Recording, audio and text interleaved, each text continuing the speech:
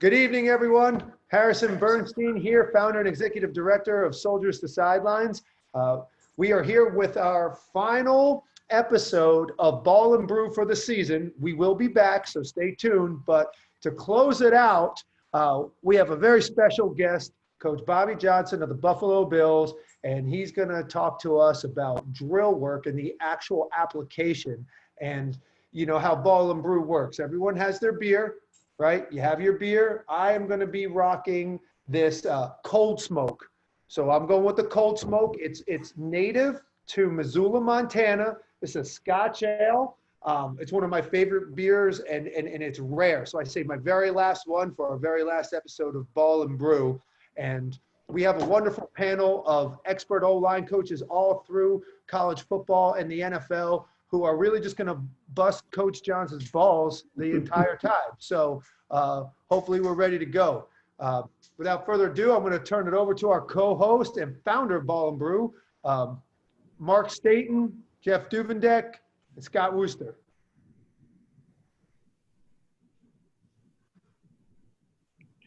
You're muted, Mark. Muted.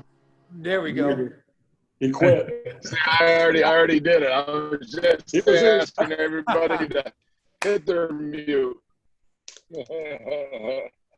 So we give Bobby the floor. But, you know, it's been a lot of fun over these last couple months, pairing up with Soldiers to Sidelines and continuing this as the years to come and giving great O-line coaching, great O-line play, things to do, little nuances. And it's just a pleasure to be involved with Soldiers to Sidelines.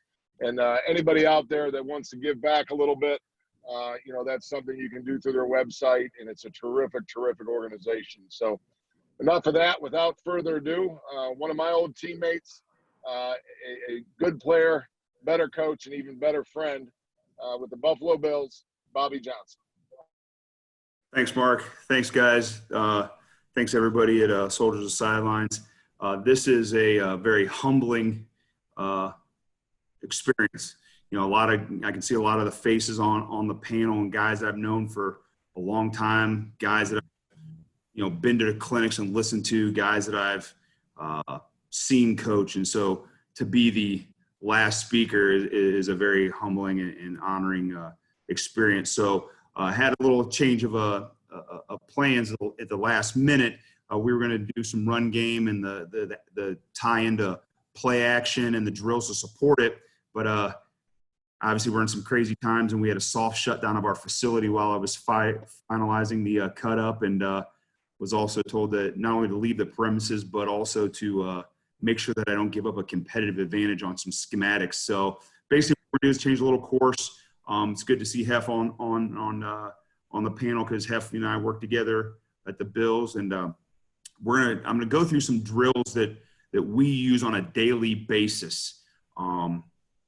And we've, you know, as coaches, we all know that very few of us create drills. We're all great plagiarists. We're all master thieves, and we steal what what we see from other people. We apply them, we use them as we see fit. So you're going to see a collection of drills you've probably seen other places. But also what I try to do in my time is having coached some other positions, especially tight ends in the National Football League, where you get very little time for individual. You learn to just emphasize the drills that are the most applicable and the ones you're going to use the most often, as opposed to having a wide variety that you only touch on every so often. So what I'm going to do is I'm trying to touch on some drills that we do every day that we try to use a majority of the time, but also show you application. One of the things that I'm going to try to do too is, if I show you a game clip and the guy's not doing it right, I'm going to tell you why he's not doing it right, where he's not doing it right, as opposed to sitting there and only showing you the highlight reel. So I guess without further ado, Mark told me I had the whole time, which is going to be a lot of time. So hopefully there's some good questions, and there's some people need some further explanation. So what I'm going to do now is I'm going to share my screen. There's going to be a few things on here too, guys, that a couple of the introductory slides. I'm not going to lie to you, being in quarantine and being, having a chance to talk to some other guys that I've come in contact with, there's going to be some slides in here that I'm talking directly to the young guys, the coaches that are early on in their careers, just some things that maybe I learned this year, being the first year of being in charge of the O-line room by myself, at the National Football League level. Obviously, I've ran the room at the college level, but it's a little bit different when you get your first chance in the NFL. Some things pop up that you had in your manual. You're like, yeah, I'm going to do this when I'm in charge, and I'm going to do this. And all of a sudden something pops up and you're like, that's not in the manual. So you have to kind of learn on the run. So without further ado, I'm going to jump right into this, and hopefully I do this properly. So can everybody see that good? Anybody on the panel, can they all see that? Looks good. Yep, that's good. All right, so the first thing is right here, this little quote from Terry Hepner, who I had the privilege of working for, what was that, 7 years, 8 years, something along those lines. And Terry Hepner was the coach that I worked for at Miami of Ohio, and then also at Indiana University. And he used to say this all the time, have a plan, work the plan, and plan for the unexpected. And that's kind of what I'm talking about. When you get a chance to run your room, wherever it's at, whatever position, you have a plan, and you do your best to work the plan, but you better plan for the unexpected too. You better try the best you can to prepare for some things that you maybe didn't think or don't think are going to happen. But also, hey, when they do happen, don't panic, just adjust, and work through it. So next, if I can get it to go to the next one. Here we go. All right. That's not what I want. There we go. Having a little trouble going to the next slide here. Maybe if I do it like this, we'll just go here. All right. Big thing that came up this year for me, and this is kind of jumping around a little bit, but is have a clear understanding of your head coaches and your coordinators' expectations of your role, okay, and the responsibilities. One thing I can tell you is this is not all O-line jobs are the same, especially at this level, and I'm sure at any level, not all the jobs are the same. I've been places where the O-line coach wasn't expected to, be the run game coordinator, and the coordinators kind of gave you the game plan, and your job was to install it, and your job was to just teach what they told you to teach. And there's other places where your job is to come up with the whole plan, the run game and the protection plan, and install it and make sure everybody knows it. So the biggest thing that I learned this year is know your job. Most importantly is do your job, but also don't be afraid to ask questions. All right, don't be afraid to ask questions so that you can be on the same page.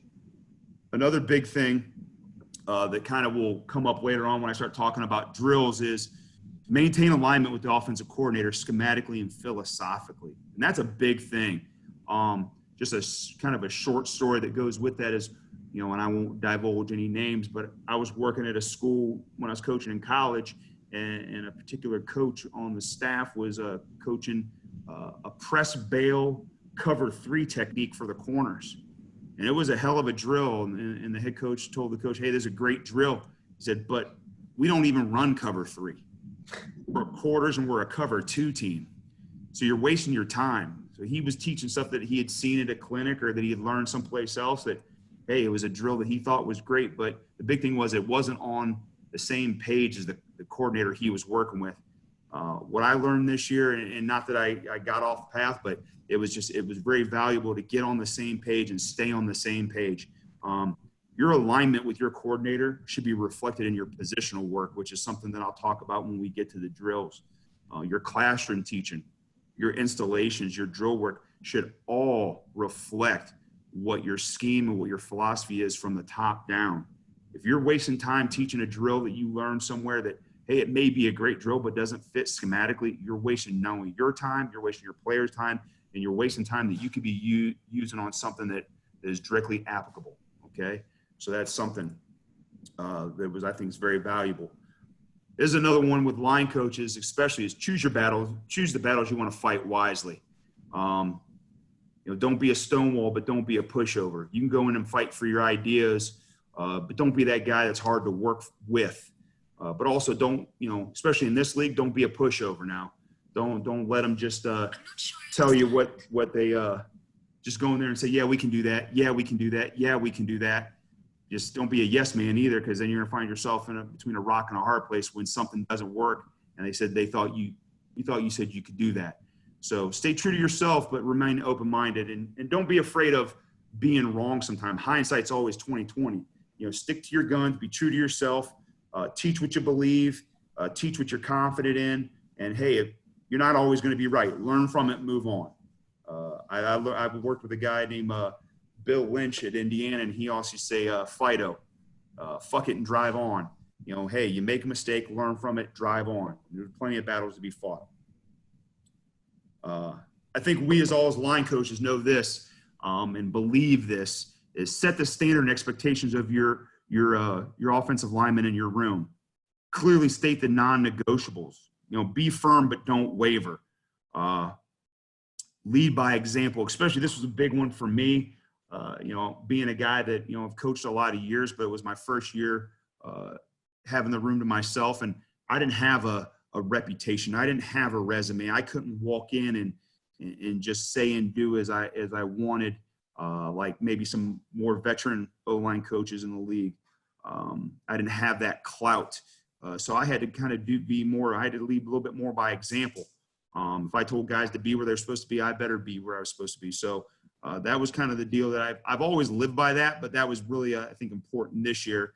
And another thing is, don't be afraid to say, I don't know. That was something I learned early on in this league.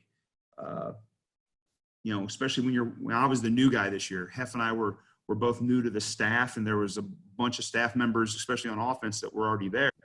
He spent a lot of time learning, a lot of time catching up with the rest of them. And there's some couple times where, hey, we were putting something in that, we didn't have all the answers at the time.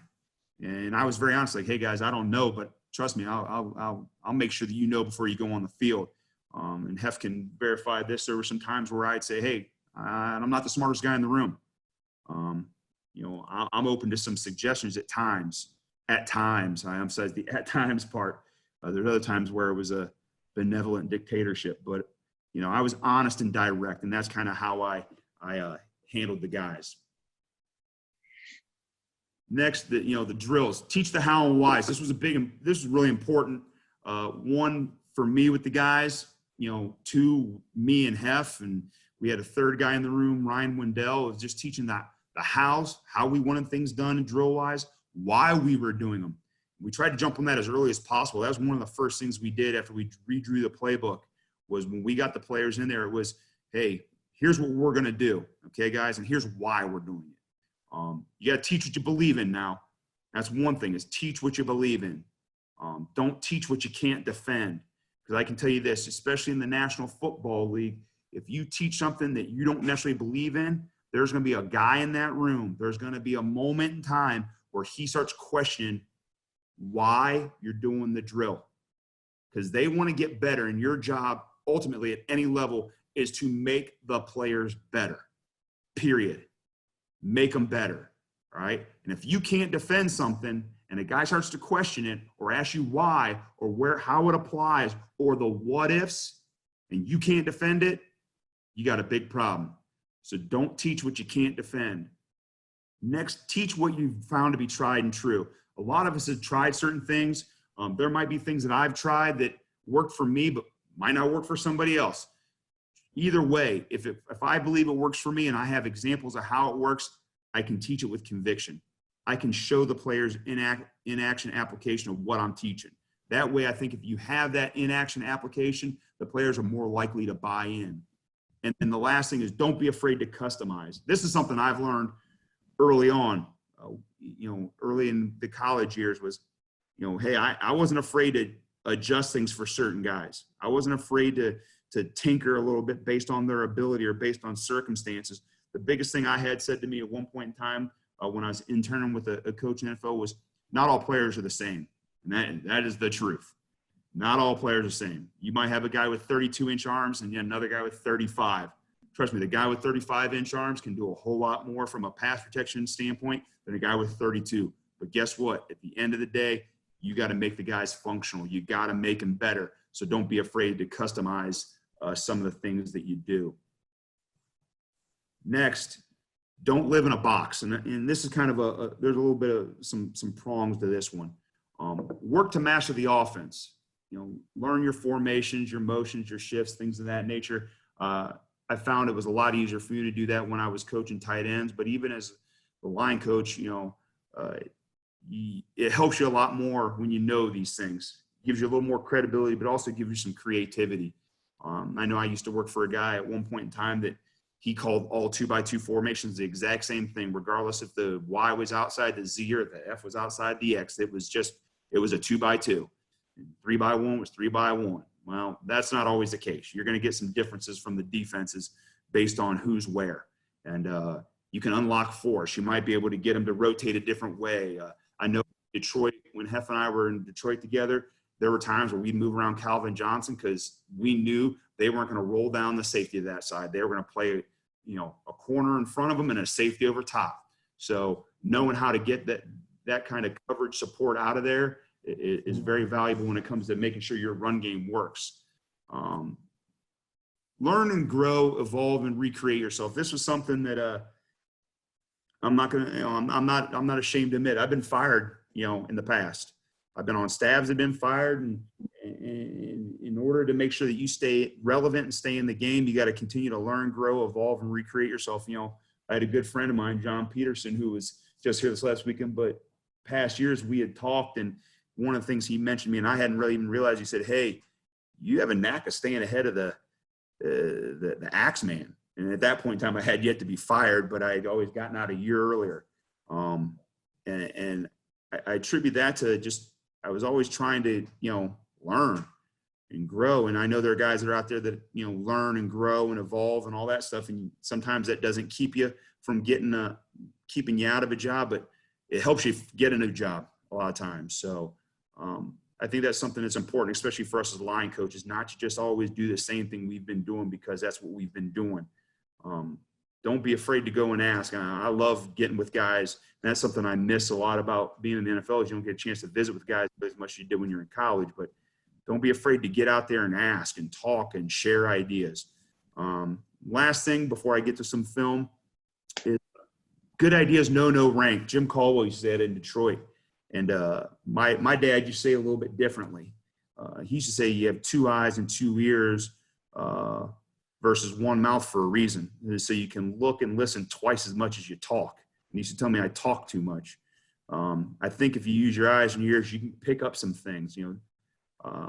Some of the best coaches I've ever been around are high school coaches. And I used to listen to them when we'd have clinics and camps when high school coaches would come to the college camps and listen to them talk about what they were doing and how they were teaching. And these were professional educators. And I found that you could pick up some good ideas. So I put my Twitter handle right there at Bobby Johnson, except the O's or zeros. And here's why. Anybody that's out there, it's got some fresh ideas, run game, pass game, I don't care. Hey, shoot me a clip or shoot me a message and ask for my email or something, because I'm going to show you a couple clips where, hey, there's some good ideas that pop up. So I'm going to expand the screen here if I can. So right here, just looking at some of the, now this is a Thanksgiving Day game here against the Cowboys. And just show you just some fresh ideas, some things that, I'm not gonna tell you where we got them, but here we got a little receiver, power action, flip it back to another receiver, and then we throw it to the running back out of the backfield. These are things that, hey, unfortunately in our league, some of these things are, that's trickeration, but hey, it scores points. At the end of the day, you just got to find a way to score points in this league. So just a couple examples of some fresh ideas. I love the fact that our guys are down there celebrating with this rookie who just scored his, I think that might have been his, I don't think it was his first touchdown, but it might have been his first receiving touchdown. But just showing you some fresh ideas here. Hold on to our ass a little bit here with this right tackle who's a rookie. Hey, you think you can pin into Marcus Lawrence here so we get time to throw the ball? Yeah, coach, I got no problem. I know he's tough. I know he's a fighter. Here's another clip here. We're in a wild card playoff game here. Just trying to find ways to score points. Another flip back to our receiver. He throws to the quarterback. Now, got to make sure the quarterback just doesn't take some, unnecessary shots like that. But once again, hey, if you guys got some fresh ideas out there, I don't care where you coach at, what level you're at. Hey, I'm open to listening. I'm open to looking at them. Hef and I will put them on a reel, and we'll try to get them in there. So let's go on to some stuff here, okay? Everyday drills. Now, and there might be a point in time where I tell Hef to unclick his mic and chime in here, but everyday drills. Now, this is something that I picked up my year in Indianapolis with Dave DeGuglielmo, or Googe, as a lot of guys know him, okay? And these were drills that we did every day before practice. Now, I'm not talking about going out, an hour before and just absolute, bloodbath and just getting guys hammered, because that's one thing in our league. We don't get a ton of individual. We get more than most other positions, but we still don't get 30 minutes. We might get 15. But what these drills are intended to do is pre-practice, gets the guys out there, it gets their lower body loose and warmed up. The biggest thing we're looking for here is the hip, knee, and ankle flexion emphasis, because as we all know, the game's played from the hips down.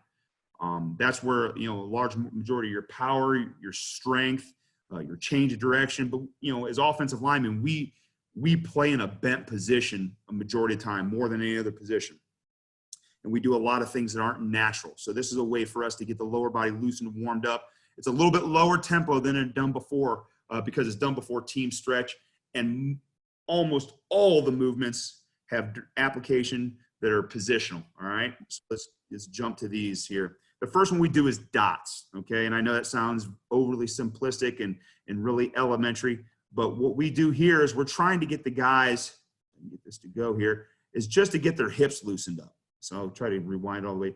Is really what we're trying to do is we do it both ways. So I don't know why the first clip is not shown, but what we're trying to do is get their feet in and out of the ground, get the hips up and over. And we do it both ways so they get, obviously, both hips loosened up. But as you can see, you're going to see number 73 quite a bit.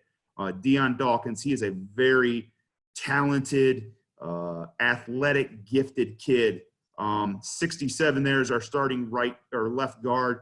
Quentin Spaney is a huge human being at 355 pounds. But regardless of the ability or athleticism, we're just trying to get their hips loosened up. Now, this is early in the spring when they were still learning our drills. 75 is a guy that's no longer with us, but he's a very athletic kid. It's just a way for them to get kind of loosened up, get the knees hip up and over, feet in and out of the hole, okay? The next thing we'll do is just your standard, duck walk. Now, Deion tries to turn it into, I want to get their feet a little bit further apart. The big thing is just getting them bent, really emphasizing the lower ankle flexion. I want them to pump their arms. A lot of guys think they can't pump their arms or shouldn't, but I also want them to go in reverse. That really focuses on the ankle flexion. You can kind of start to tell who's really stiff from the knee down. They either start to toe out, or they don't really, or they get their feet way underneath them, or they don't bend. So really what I'm trying to do is just try to get them to bend at the knee, ankle, just power walk. We're not trying to pound it into the ground. Like I said, this is all done before practice. And a lot of times in season, I'm not even out there yet. So we're right here this early in spring. Hef and myself are teaching them just what we're going to expect them to do pre-practice, okay? The next thing is a wrestler's walk, okay? And we can get that going. This one, we're really trying to get the hip flexor. So why is it going out of order here? Hopefully we can get this. There it is, all right? We're trying to drag the knee through. We're really trying to emphasize getting the hip flexor loose. So this is a full turn, just like wrestlers do when they're shooting singles. Hef offered to come out to practice with this high school wrestling singlet on and shoot some single leg takedowns. But we just decided we'll just show them on film of guys dragging the knee through, dragging the toe through. I eventually changed it to where if you were a guy over a certain year of service in the league and had some bum knees, you could do walking lunges. But it's really try to get the hip flexor loose so we can get a bit better bend. So right there is Cody, a rookie who's got fresh legs, but just really trying to drag that knee from an extended position so you get the hip flexor loose. The next thing we move on to, this is just a straight shot of it so you can kind of see it. Variations of an athletic guy, maybe a stiff guy here or there. Right here, Connor McDermott, who's with the Jets, a little bit taller, 6'8", stiffer guy, but this is early on. And they didn't like doing it on turf either, but I didn't care. We were going to make sure that they got the hip flexors loose. Now, next, this is a big thing that we did not only in the off season, but also pre-practice. This is one where you guys are talking about, hey, COVID and not being able to have somebody over them. These are the king crab sleds. They're very small. They're low profile. All right. We only put we put 2 plates on there. So there's only 90 pounds. But what I do is I put tape. I want the guys to bend. And you'll get a chance to see when they get a little bit closer, really bend at the hip, knees, and ankles, flat back. Eyes should be even with the bar over top. And we start a little sequence where right here, they just walk 10 steps, just walking, low tempo. I want the hands tight, elbows tucked in here. I just want a nice low bend. I want a really good bend from the lower half. The next part we do is we run it, all right? They're just gonna run their feet. Now we're starting to pick up the tempo a little bit, still trying to keep the good bend, the exaggerated flat back, the eyes up, and then the lower body flexion. And now we wanna really accelerate the feet. So that's the next step of it, all right? So once again, showing some other guys, you know, trying to get them to realize that they should be able to run faster than I can because I've deteriorated rapidly over the years. But then the next step we take from this is just a 2-step pop. So we got a little sequence where we get in a good position, we walk it, then we run.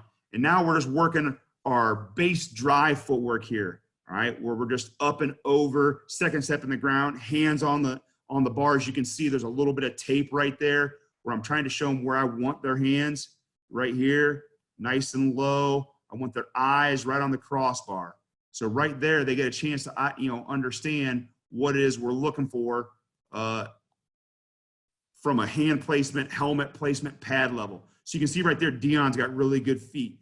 He's up and over, he's gaining ground. One thing that, you know, you'll start to notice as I get further in these drills is we try to be really aggressive with our footwork, okay? We try to be really aggressive. So we do a base drive left and a base drive right.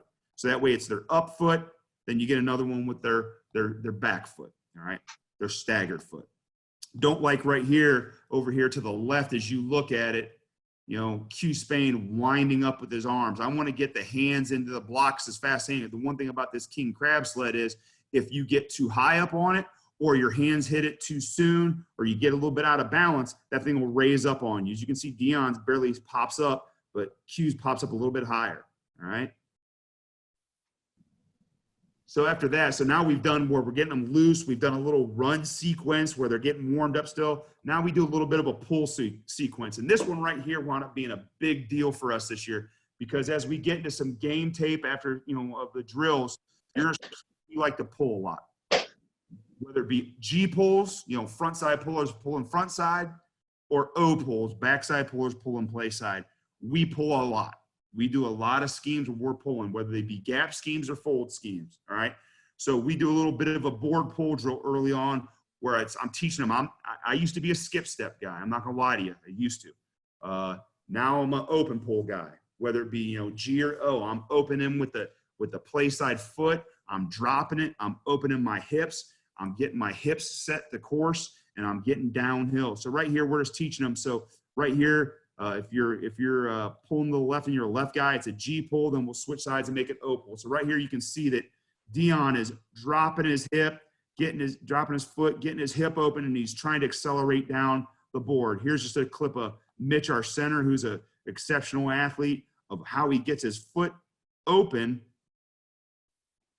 his hip open, and he's getting off the line of scrimmage. That way, if there's a down blocker, if there's a double team, he's giving them the line of scrimmage. So as a puller, one thing I emphasize is getting off the line of scrimmage so we can give the guy blocking down access. All right, so you can see that with Mitch. Now we're flipping sides, and I believe, you know, we'll get a chance to see, go to the next one here. Get a chance to see Dion, I think that was the last one, pulling to the other side. There he is, right here, just caught up with us. All right, to where now he's an O puller. He's a left guy pulling right, so he's dropping his up foot. So this is one where you'll notice, especially for us, and I'm going to show you some clips where they don't do it right. Well, we have some guys that like to step up with their outside foot, then drop their pull side foot. And for us, that, to me, that's a no-no. I don't like that. One, they tend not to get off the line of scrimmage. If there's a guy blocking back for them, they're creating a traffic problem. So that's something that I tell them, hey, you got to distribute your weight properly pre-snap and know that you're driving off the opposite foot. You need to drive off your backside foot, open your play side foot, get that play side hip open. I'm even back to old school of throwing that elbow a little bit too, like you see Dion there, where he's throwing that elbow to get the hip open. Then we move into some pass pro stuff. Now, this is all pre-practice. Now, we're showing you're seeing coaches in here, but this is because it was a little bit of the off-season stuff. You know, the pre-practice stuff can't film it. So this is all pre-practice. So right here, we're just doing out and backs. And this day we happen to have sandbags. The big thing here is we're trying to emphasize, okay, of one being inside out. We're flat setters on the interior and we're angle setters at the tackle spot. We're not vertical setters. All right. So it's punching. If you're setting out, you're punching off your inside foot. All right. If you're driving in or powering down, as we call it, you're punching off your outside. So right here is just giving the sand, getting balanced. All right. And like I said, as you can see, Dion, when he punches the bag, he's pressing off the appropriate foot. John got a little tired over and he sped it up here. He's just going really fast, but he's punching off the appropriate foot. He's powering down inside, so he's driving off his outside and punching on the inside. All right, same thing right here with Dion. As he's powering down, he's punching off the outside foot. Now we'll just pick up the tempo a little bit. Now they have no sandbag. They're just trying to redirect. They're driving off the appropriate feet. All right, just trying to get them loose, trying to work the same angles they would work in pass pro. Now this is just a little lightening it up here. On Fridays, what we would do is what we call fat and slow. So it's a little bit of a reward. I think it was Fridays or Saturday. I can't remember exactly now. Where, hey, they got tired of doing all the heavy lifting and kind of we've done a lot of work. So all these linemen want to be skill guys. So I throw them a little ball here. We do a little fat and slow as opposed to pat and go. So here's Dion working a little slant, working a slant. But the good thing is they're catching with their hands. That and there's sweet balls being thrown to them. I mean, that's a straight BB. They have no choice but to catch it. But the good thing about it is sometimes you find out that a guy can catch and it might come back to help to reward him. So here we are in our second game against the Patriots, and here we go. We throw a touchdown to the left tackle. Well, he was obviously reported eligible. Throw the left tackle because, the guy has shown that I can throw him shitty balls in practice, just messing around, and the guy caught everything. So we put it in. So the offensive coordinator is open to good ideas. Obviously, they're terrible dancers, but once again, just doing something to liven up practice. But also, hey, you never know. You might find a little gem in there as far as finding a guy that might be able to catch. So were there any questions on those everyday drills before I go into our run block progression and then show you some game tape of how we apply the run block progression that we teach? Apply it to game tapes. Are there any questions on the everyday drills, or should I just keep powering through with the run block and then take a break at that 1 hour mark? Coach, I did have a question. Yeah. I was just wondering why you transitioned from skip pull to open pull. Okay, well, that's good. I just feel like the transition happened at this level. At college, I was a skip pull guy. Staying square, square to the line of scrimmage, just doing a little bit more O-pulls. We weren't doing as many variations. We were only doing one back power. But I just want in this league, the defenders, they squeeze. I mean, those D linemen, all they do is run, block, react all day long. That and pass rush. And I just felt like a lot more of we were teaching also a lot of variety in scheme, so it was a way to kind of maximize the technique. I felt like a lot more of our blocks were happening to be kickouts. We weren't getting a whole lot of chance to climb to second level. Even on power plays, linebackers are running downhill. Linebackers are taught to read the guards all the time. So we were getting a lot more downhill. A lot of the collisions were happening just off the line of scrimmage, whether on the O-pulls. We were teaching whams, we were teaching traps, and it just felt like it was a way for a guy to keep his pad level down, set his course, dig into the line of scrimmage, and take a guy on in a kick-out fashion with his play side shoulder and create some separation, whether it be on a defensive lineman or a downhill linebacker. I had a hard time preaching to the guys a skip pull in the NFL, and they're popping up, and you have a tendency when you skip pull, your pad level goes up. You almost give a big red flag to the defense that, hey, I'm pulling. And here are these first round linebackers screaming downhill, and now you're not getting a chance to drop your hips and get behind your pads, and they're hitting you in the hole.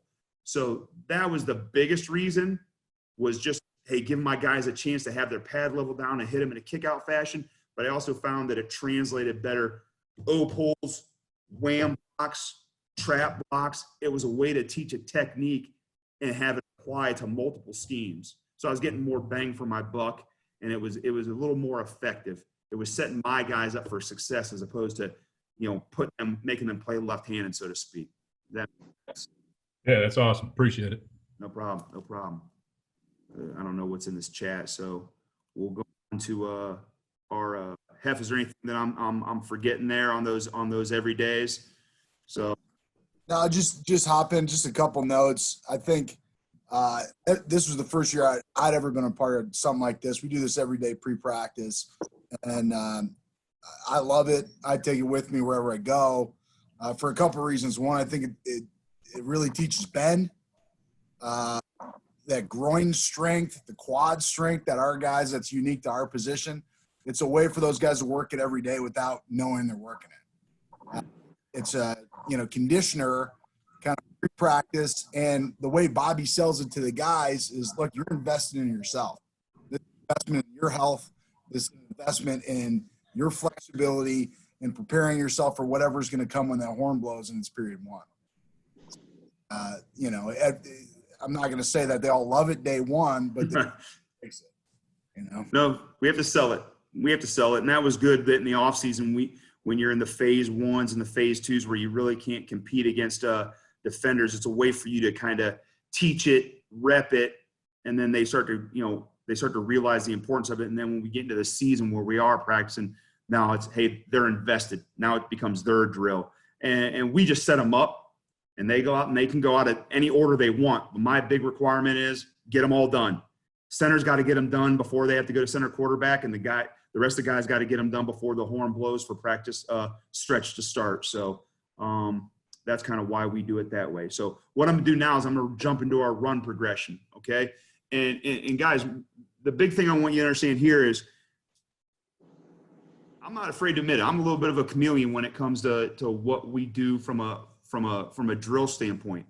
There's some places I'm looking at that I've been around that I know, hey, these are the tools that are in my tool belt, and these are the ones I'm keeping in my tool belt. And I don't care where I'm coaching at. These are the same damn tools I'm going to use. That way too. But that's where my point is. When you're with a coordinator, make sure that you are in line with him schematically and philosophically. Okay. So when I go through these drills, I'm going to tell you why we're doing them. Okay. Because what our coordinator preaches schematically and philosophically, these drills support that, okay? You're all see some drills, you're gonna go, hey, so-and-so does that. You're damn right. These drills were probably done by Dante Scarnecchia, and they were done by Googe. Guess what? I'm teaching in a very similar offense. I'm teaching in a lot of the same drills, all right? Here's the one thing that I've bought into. Tell you, we don't have a bazillion drills. I went through in a day and a half and went through and cut up all our drills from training camp. There's more than 12. I'm talking about drills. All right. Not, hey, get with the tackles and tight ends and do this block. I'm talking about drills we do. Okay. And what we try to do is we try to teach some staples and say, okay, here's a base drive. Here's where it applies. And when I show you some game tape, I'm gonna go, here's a base drive. And you go, wait, coach, that's a toss crack. I'm like, but the defender's lined up right here. So we tell them to treat it like a base drive. So I'm gonna try to show you how they apply within different schemes. But from a fundamental standpoint, it's what we teach so we can get a ton of reps and get really good at it. Now, I don't feel like I send our guys out there with not enough tools in their tool belt to get their job done. So without, more, I'll get off my soapbox and go ahead and show you what we're doing here. So here we go. So this is our run block progression. And the reason I put there, create space for the ball carrier to run, that is a quote from our head coach and our offensive coordinator to the offensive lineman when I got there. We were one offensive line starter from the prior year. Our 5 were made up of 1 returning starter, 3 free agents, and a rookie draft pick. Pretty much all new. Out of the 11 starters, 9 were new. 2 returned from the prior year. All right. So this was the expectation: create space for the ball carrier to run, or you will not play. So I took that part off. All right. But sounds very simple, but hey, that's exactly what we're talking about here. So we started off in Hef, and if Wendy was here, you could say the same thing. We started off with like a 3-step fit drill. All right. And then this thing is buffering, so I don't know what's going on here. So bear with me here, guys. 3-step kind of deal. All right. Let me go back here. All right. I don't know why that's doing that. We'll get the deal here. But what we started off was like a 3-step deal, okay, where we would get in a fit position. I'd give them a cadence. They'd run it 3 steps, reload, give them another cadence, 3 steps, reload, and on the last one, they would finish it out. That wasn't quite getting the point across. The whole purpose of this drill is to teach, 1, the fit, hat under chin, hands inside, all right? Good pad level. Day 1, we all learned that from the day we started playing, but you have to continue to teach it, all right? So we decided to start going and when I say every practice, we started every single practice in the chute like this. Now, as a bargaining chip with my guys, I said, hey, if we fit in the chute and we get the drill exactly the way we want, we firing out of the chute and hitting each other. All right. And that's one thing you got to kind of deal with the NFL guys is, you can pound on them if you want, but you only got so many. You don't have 18 on scholarship. You'll be lucky if you have 10 in the building and you dress 7 on game day. All right. So you don't want to just keep pounding them into submission. But what we would do is, and my big thing is I've always been like this, is if we do it right, we do it light. If we do it wrong, we do it long. So if we do it right and we get what we want out of it, we'll move on to the next drill. So like I said, right here, we're looking for pad level. All right, we're looking for hat under chin. We're looking for hands inside. I'm looking for hip activation. I'm looking for foot acceleration, and I'm looking for finish. So what I'm going to look for, obviously, in the fit, I got it. I got hat under chin. I got hands inside. I got low pad level. When I give them the cadence, I'm looking for the hip to activate. I'm looking for the hips to go this way. All right, and I'm looking for the feet to accelerate. So I'm looking for some good RPMs. All right, and at the end, I want them to give a little shove. All right, we're starting to the building block of finishing. So right here, you can see really well, watch Mitch's hips accelerate. Watch Dion's hips activate, all right? Their hips are snapping, all right? Their feet are accelerating, and they're driving the guy in a low pad level position, all right? Every once in a while to change it up, I'll give them a pad and say, okay, let's work on the strike part. So right here, we're coming out of the chute, all right? Once again, hat under pad, hands inside, low pad level, hip activation, foot acceleration. A little shove at the end, all right? Coming out of a stance, same thing. Now you got John starting right guard. He was with me in Oakland, brought him over, all right? He's coming out. John's a little bit stiffer. He's a little bit more of a mauler. Not as much hip activation as I'd like. I like the fit, all right? Hand placement. I like the acceleration of the feet. And John's a finisher. John's a barroom brawler. So you get that out of him. So some of these clips I put in are some, this is the same stuff I taught it, with Gooj in Indy the year before. But right here, if you watch the left guard, everybody knows about this kid, Quentin Nelson. This was his rookie year. It was our first year with him and our only year with him. But he had some special talents. But if you watch this kid right here, you'll see right at contact, you'll see him. His helmet is definitely under the chin for the tune of $25,000 he got fined for this. And then you watch his hip snap. All right. So you watch a kid pull, and when you see it from the end zone here, you'll see it. I'll slow it down. It's exactly what you're looking for on a fit and finish, all right? Yeah, he was, top 10 pick, and he's a phenom, but you watch helmet under chin and his hip snap. And big man doing that, I don't care. This is the beauty of our position. We're bigger than everybody else. If we can get in that position and play with leverage and hip snap, you're going to win a lot of battles. So that's kind of, a game application of what we're looking for. The next thing we do when I say every day, It's every single day. Padded practice, non-padded practice, we don't care. The first thing we do from a run game standpoint after we do the shoot is base drive, right? Here's what I'm looking for. And this, the reason I have some white bullet points, or those are the emphasis, is the footwork. We are up and over. We are very aggressive with our footwork, or we strive to be very aggressive. We don't always get it, but we're trying to. The philosophy behind this is we're trying to recreate the line of scrimmage like we all talk about as line coaches, recreate the line of scrimmage. But a lot of times our footwork and what we're asking for an outcome don't match, all right? And that's a sure way to set yourself up for failure, and your players is tell them you're trying to get an outcome, but the to that outcome don't match, okay? So our footwork's very aggressive. It's philosophically a lot like a boxer. I always ask my guys early on, what's the number one punch in boxing? And they all kind of look at me crazy and they don't know what to say. I'm like, it's the jab. Your opponent's going to try to throw an uppercut. He's trying to throw a hooker, and you just keep jabbing him, popping him in the nose, all right? So our footwork is up and over. We're going forward.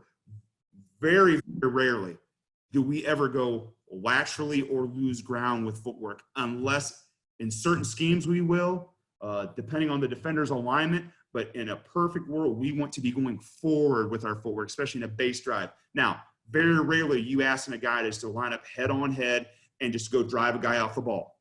The Oklahoma drill doesn't happen in football very often, but there are some instances. But we want to go up and over, all right? We want to go shoe to shoe, and we're a tight play side number aiming point. The fit stays the same. Head under chin, hands inside, low pad level. We're looking for the hip activation. We're looking for foot acceleration, and we're looking for finish. You're going to see this right here.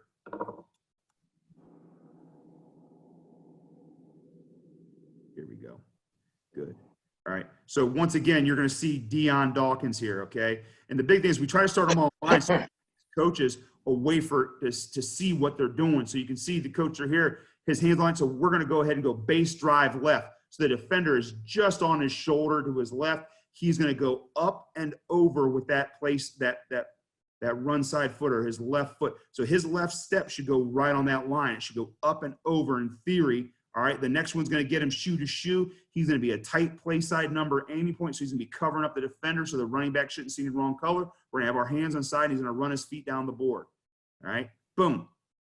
His foot is going up and over. There's no lateral and then the inside foot going up the board. We are very aggressive. We want to be striking that defender as he's coming out of his stance. No wind up with the hands. Hands should go right in tight. Helmet under chin, acceleration of the feet, hip activation, rolling into it, little pop at the end. All right. Look, if you look at the right tackle here, 70. All right. This is about as close. I got about 2 clips where you get about as close as you can. All right. To a base drive in a game. Okay. He's got a 4-eye, damn near a 4, and we're running a gap scheme. All right. So his foot is actually gaining ground, all right? He's gaining ground.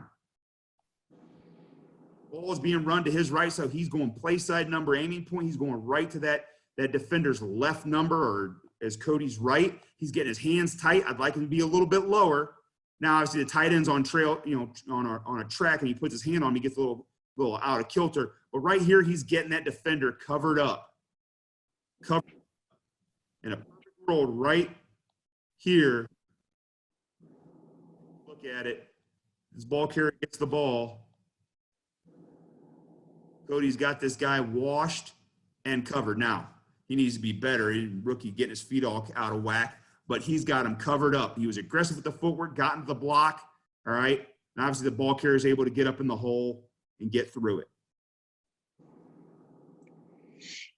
Now, the next time we teach something like right here, I'm going to show you a little bit of a fold scheme. I have a little fold scheme over here to the right, okay, over here. And you're going to watch this right guard, all right, my right guard, John Feliciano, we're going to execute what we call a wipe. He's going to block down, the center's going to pull. But this guy is a heavy 2, like damn near a 2. And what you're going to notice is John's going to work straight off the ball. Now, when I hit play, John's going to flip his hips a little too soon, But right here's an instance, even though it's a fold scheme, because the defender is playing really tight to his body, and most defenders are going to have a reaction of over the top, he's basically going to base drive right here on this wipe scheme. So right here as it goes, John steps play side foot. All right. Now, I don't like him flipping his hips nearly that quick and trying to torque the guy. But what I like is he's aggressive with his footwork. It's going up and over. It's not lateral. All right. I like him to take his inside foot, his left foot up into the line of scrimmage as well. But he's trying to flip his hips too much. But the good thing is, even with the ball carrier being in gun, he's got the guy covered up. All right. He's got the guy hemmed up.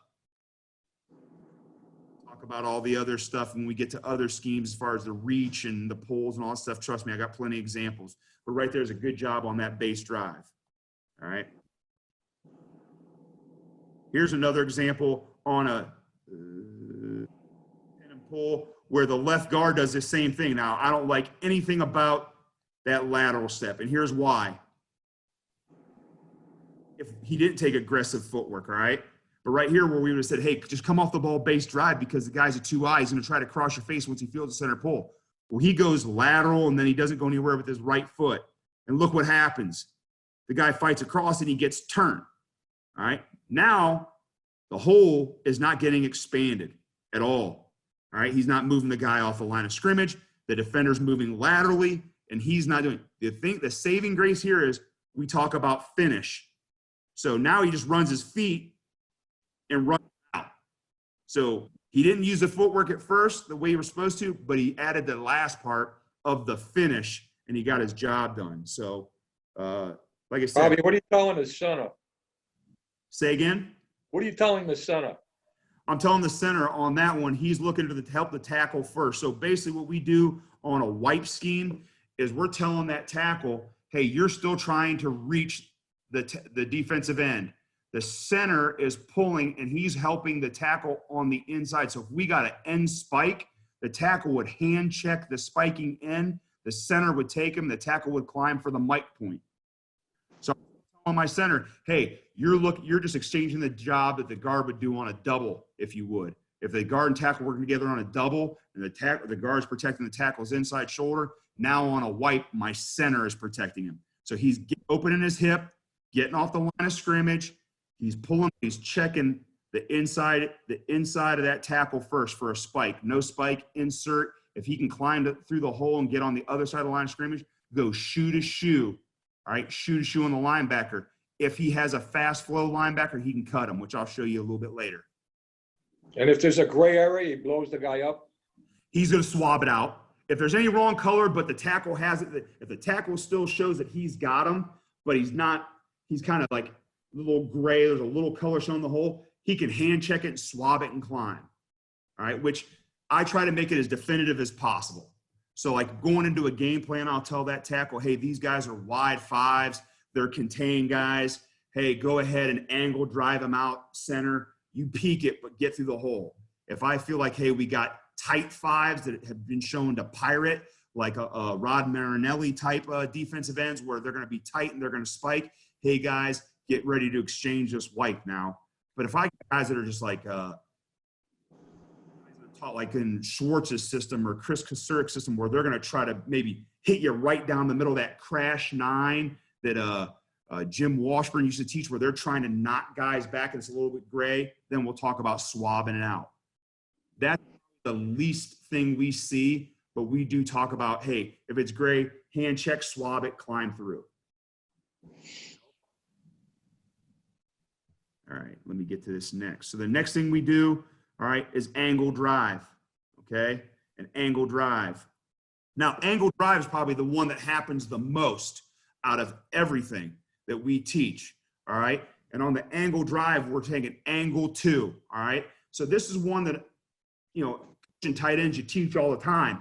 So here you got a guy who's not real tight, but he's just on your shoulder, all right, whether it be inside or outside. And we say angle 2. Now, I keep that vague for a reason, all right?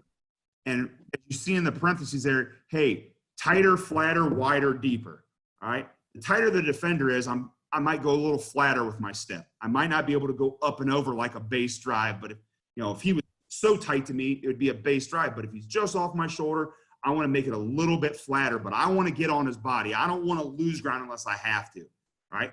If he's really wide, he's obviously further off my body. I got to create an angle by getting a little bit of depth. But once again, at the point of contact, I still want to be shoe to shoe. I still want to be tight play side number aiming point. Still want to have the same fit. I'm still looking for the same hip activation. I'm still looking for the same foot acceleration. I'm still looking for the same finish.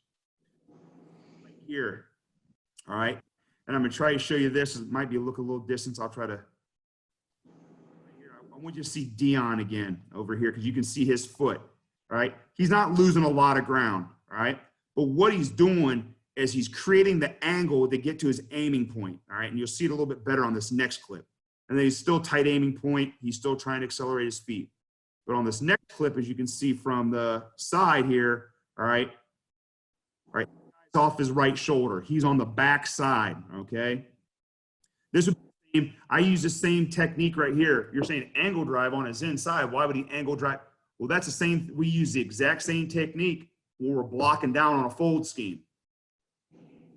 So if he's going to his left foot, that's the same block that most tackles would have on an open side run, whether it be inside zone or, hey, even on wide zone where the defender's gotten so wide, you're not going to be able to reach him, and you're just going to try to pry the hole open.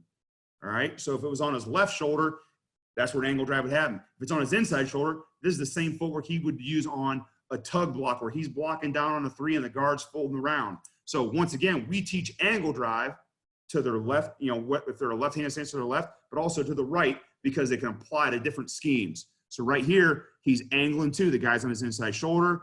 He's going to open it slightly to get to that tight play side number aiming point. Second step's going to go shoe to shoe. Now he's tight play side number, still getting the same fit, hat under chin, hands inside, trying to activate the hips, accelerate the feet, and he's finishing. Now you get one where he's to his play side, which happens to him on open side runs. Once again, guy's a little bit tighter. If the guy was wider, it'd be a little bit deeper. All right?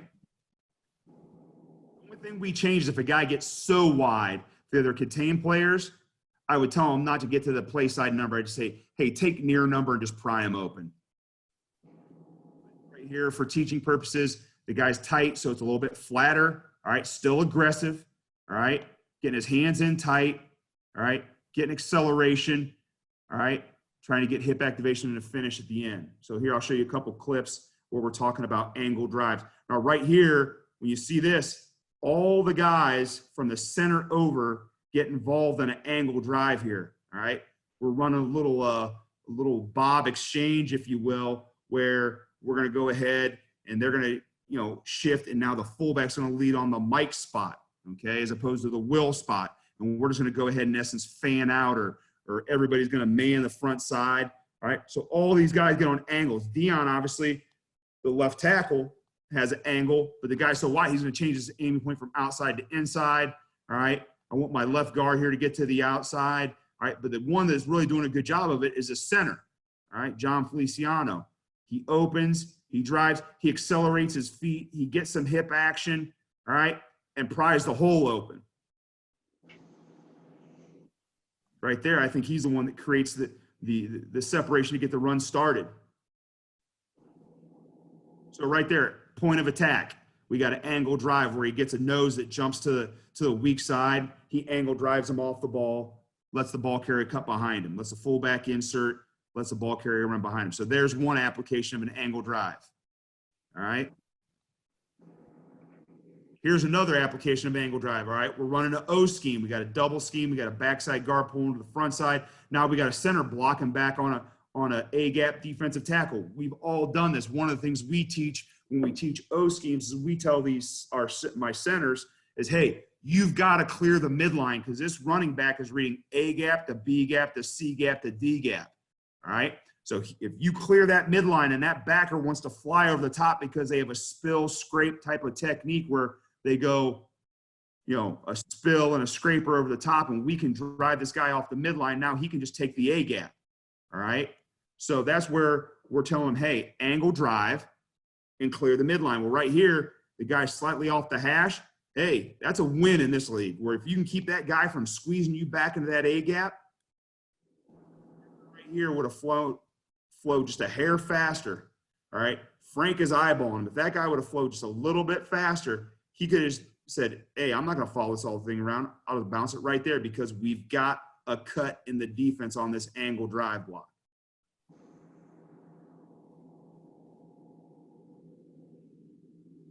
All right, here's another application here, if I can get to it. Right here. Here's one. Here's another one on a white block, okay? So the right guard here, all right?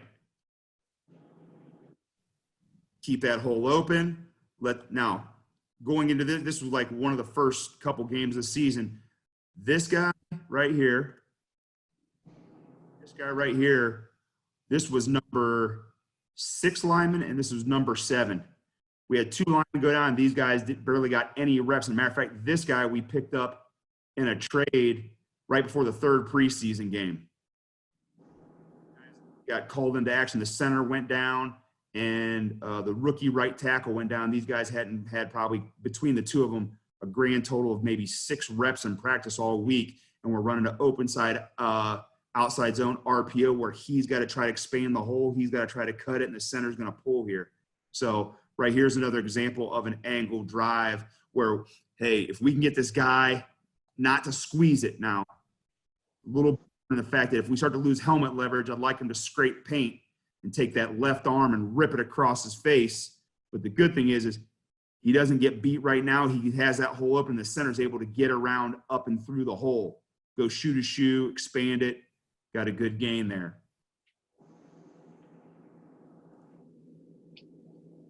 Here we go for the next one. All right. Probably another angle drive here. So right here, I want to show you this one. This is really good by both the left tackle and the left tight end. They're using angle drive technique on this pin and pull scheme. All right. Not getting flat, not dropping, because we want to have the line of scrimmage, all right? We don't want any penetration. So you got to use the same angle drive technique. The only thing we change here is just maybe the aiming point. If we got over the top readers, we ear hole aiming point. If we got gap penetrators, we're going to aim for the front of the face mask. But once again, the footwork, all right, the footwork, the hand placement, and the pad level is what we tell them is angle drive. So good getting that thing sealed. Obviously, we'll talk about the pull techniques later on, but once again, we're able to cut, seal the edge, let the pullers get around, all right? But once again, you can see right here by the left tackle, Dion here, hey, the guy's off his body, all right? It's going to be a little bit flatter than normal, all right? He aims for the ear hole because they were over the top, but it's angle drive technique. You got to stay on. But once again, got the play started. So that's where we would apply some angle drives, all right? Whether you're at the point of attack on an open side, whether you're blocking back as a center, whether you're blocking down as a guard, tackle, tight end on some pin and pulls, we try to take a very fundamental technique of angle drive and apply it to multiple schemes. Here's the right tackle applying it. Boom, get it pinned down. He got it pinned down now. That thing ain't getting out. He's knocking the guy all the way across where the center was, all right? So another application of angle drive, all right? Now here's probably the most, let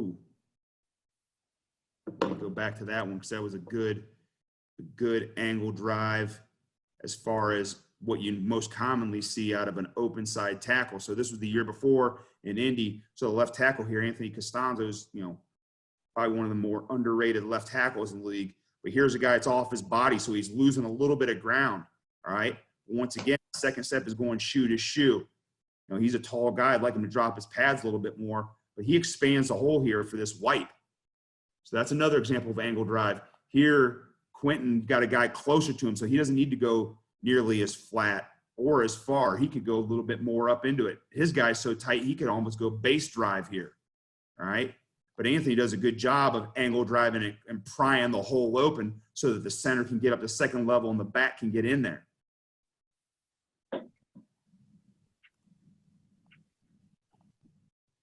All right. Then obviously, once again, here's another good example of Anthony using angle drive on a down block. So just different ways to show you that, how you apply the angle drive, all right? We showed it there in open side runs. We showed it in pin and pulls. Showed it in a couple different ways. The next thing we do is a reach cutoff block. All right. And now you're seeing footwork wise, you're seeing angle open. Well, now we're trying to, this is more for your wide zones. All right. Whether they be wide zones with folds or just wide zones where everybody's zoning. Now we're angle open. And once again, you're seeing the tighter, the flatter. Well, now, since our aiming points are wider, we're probably going to lose. This is the one step in our footwork where we're not as aggressive. We're not crossing the line. If anything, we're dropping our foot so we can create an angle to get to our aiming point. The biggest things we preach on our reaches and our cutoffs are from this bullet point right here down. All right, this one right here. We want the backside foot through, not over. All right, and you're going to see that. The biggest reason there, and we've all experienced it, is when you cross over, you don't have power. All right, when you lose power and that defender puts his hands on you and starts to realize that it's a wide zone, he starts to flatten you out and he starts denting the line of scrimmage. But if you go through, now you're maybe catching him with power when he's not ready for it. So you're taking your backside foot through, not over. All right, you're taking your play side, you're taking a play side shoulder aiming point, you're fit. This is big. We say it the same way. Backside ear to play side armpit. You're trying to put your backside ear hole on his play side armpit. You're taking your backside hand through his midline. Hef often tells the guys through their sternum. All right. Some of the guys know what a sternum is. Some guys don't. So the guys that understand sternum, we tell them sternum. The guys that don't understand, I say right in the middle, midline. And then the low pad level. The big thing there is not to raise up so that you can get dented. You want to keep your low pad level so that you can recreate the line of scrimmage. And once again, we always emphasize the last three things of a hip activation, foot acceleration, and finish, right? But when we talk reach cutoff, because we're not a huge wide zone team, all right? We do run some of it, all right? So this year we tend to lean a little bit more on pin and pulls, all right? We try to cut the defense. We have bigger guys. We want to use their size, their advantage. They can still run well enough to pull, but we want to try to cut the defense. But when we do, all right, when we reach or we cut off, we say, hey, backside foot through, not over. Play side shoulder aim point. We want the backside ear on the play side armpit. We want the backside hand through the midline. All right. So those are things that we really preach when we get to that. So when we get to it, it should look like this. And I'm going to show you a couple different guys doing it. Okay. First, I'm going to show you, jumped ahead a little bit. I'm going to try to show you Deion Dawkins doing it. He's got great feet. He's got freaky explosion from the hips down. All right, his upper body's not great. Looks a little bit like, I don't know, not an NFL player. He's just a kind of not real overly developed up top. But from the hips down, the guy's got huge hamstrings and calves, and he's got real good flexibility, and that's where all his power comes from. But when you look, his backside foot does not cross over. It goes through the midline of the defender. It is in coordination with his backside hand that's going through the sternum or the midline, all right? His backside ear doesn't get all the way to the play side armpit, but he pries it through because he has power with his backside foot and his backside hand. That's a reach because it's going to his left. All right. Here's John, a guard, doing it. Right. John's not as twitchy, but John, boom, boom. Watch that second step through the midline. All right. Backside hands, close to the midline. Backside hands close. Backside ear is getting to the play side shoulder, and he's trying to pry him off the ball. If you don't get there right away, if you keep prying, at least you're knocking him off the line of scrimmage. Now, here's a center doing it, Mitch, all right? Mitch is our most gifted athlete, probably. You look at that second step, it's not crossing over. He's also probably our lightest guy at 305, all right? But once again, you look at him, he's not turning his shoulders to the sideline. He still has power. Now, what I like about Mitch here is his snap hand or his off hand doesn't quite get to the midline right away, but you see him working it. And then this dumbass right here gets in the camera angle, but you can't see it as he finishes with his play side ear or his backside ear on the play side armpit. Now here's a cutoff. Same thing. Want to create an angle. Then here goes that second step through. Hands going to the midline. Ears getting to the play side aim point. Deion's got a lot of power, so he doesn't even use that one of the arms all the time, but we'll get better at that this year. Now here he is on the backside again, trying to boom, boom. See how he's crossing the line with that second step? Boom, boom. Midline, ear in the right place, pressing him off the line of scrimmage. Here's a good shot of John and the center here, all right? We're working a single AB, all right? So basically, from the right guard over, we're wide zone in this thing. So we're trying to use a four-man combination, all right? So that we can get these four defenders. All right, so they should all be using, John in the center are using reach. The backside guys are using cutoff, if you will. All right, right here, John, the guy's tight, so he's not dropping. Remember, the tighter, the flatter. But that second step is going through. Boom, backside hand through the midline. All right, backside ear on the play side armpit. And now he's pressing vertical. So when he gets there, now the center can keep working, and now he gets in that position.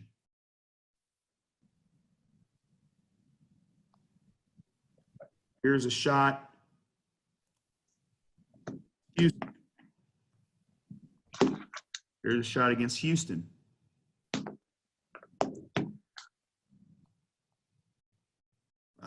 Here we go. And this is more of a cutoff on the backs. I want to show where Dion's at. And he's a little more crossover than I'd like. All right. But where he's at is he's putting his hand right in the guy's sternum. He's getting his backside ear to the play side armpit. So they don't always do it right. But I like his first step. His second step was just a little too far, but he gets his hand and he gets to the aiming point. Now he's able to keep the guy from penetrating, and he runs him into the trash. Good angle drive here by the tight end getting this thing started. All right. I'm going to go to our last run block that we talk about, and that's a double team. And here's where this is probably, and Hef will probably, be able to speak on this at the end of this, this has probably been the biggest change philosophically for me, is just near foot. And I used to be a big, hey, if we're going to run a deuce block or a B block or something like that, my guard's going to step in with his inside foot, and then his second step's going to go through the defender, and, the drive guy, the double team's going to gallop into it.